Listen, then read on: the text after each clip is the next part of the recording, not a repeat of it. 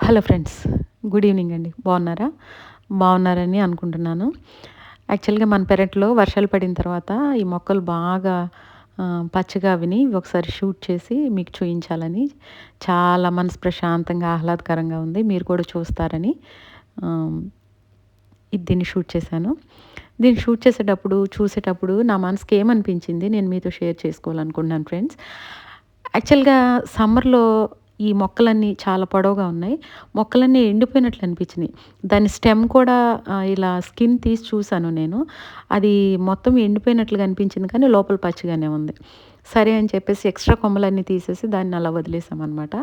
ఆ మొక్కలన్నీ ఇప్పుడు చూడండి వర్షం పడగానే ఎంత చక్కగా మరలా చిగుర్లొచ్చి, మరలా ఆకులొచ్చి, ఏ అయితే ఆకులు రాలిపోయినాయో మళ్ళీ అవన్నీ వచ్చి, పువ్వులొచ్చి ఎంత అందంగా ఉన్నాయో చూడండి ఫ్రెండ్స్. చాలా సార్లు మన లైఫ్‌లో కూడా మనం కొన్ని సిట్యుయేషన్స్‌లో చాలా అంటే ఇంకా లోగా అయిపోతాం. ఇప్పుడు ఆ సమ్మర్‌లో ఆ మొక్కకున్న ఆకులన్నీ ఎలా రాలిపోయి అసలు ఇది బ్రతికుందా లేదా అని నాకే డౌటొచ్చి నేనే దాని స్టెమ్‌ని స్కిన్ తీసి చూసినట్లు మనం కూడా చాలా విషయాల్లో అలా కృంగిపోతూ ఉంటాము. కానీ ఇక్కడ మనం గుర్తుంచుకోవాల్సిందేంటంటే మన జీవితంలో అలా లో అయిన సిట్యుయేషన్స్‌లో ఎట్టి పరిస్థితుల్లో మనం కృంగిపోకూడదు. ఎందుకంటే ఆ మొక్క కృంగిపోలేదు. మరలా వర్షం కోసం వెయిట్ చేసింది. ఆ వర్షం రాగానే మరలా ఎంత చక్కగా నీళ్ళని తీసుకొని ఎంత బాగా ఫలించిందో చూడండి. అలాగే మన జీవితంలో కూడా కొన్ని వేసవికాలం లాంటి రోజులొస్తాయి. చీకటి రోజులొస్తాయి. అలాంటప్పుడు మన మీద మనకున్న నమ్మకాన్ని కోల్పోకూడదు. మన గుండె ధైర్యాన్ని కోల్పోకూడదు. అండ్ మోర్ ఎవర్ ఎవరు నీ గురించి ఏమనుకుంటున్నారో అన్నదాన్ని అసలు పట్టించుకోకూడదు.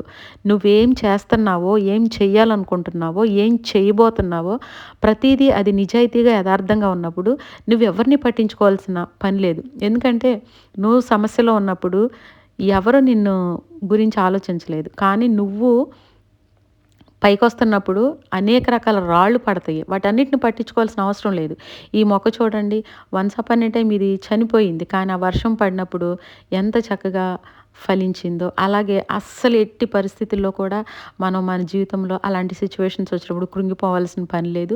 తప్పకుండా మన గుండె ధైర్యాన్ని విడిచిపెట్టకుండా, మన మీద నమ్మకాన్ని విడిచిపెట్టకుండా ముందుకు వెళ్తే తప్పకుండా మనకి చీకటి రోజులు ప్రతి మనిషి జీవితంలో చీకటి, వెలుగు 2 ఉంటాయి.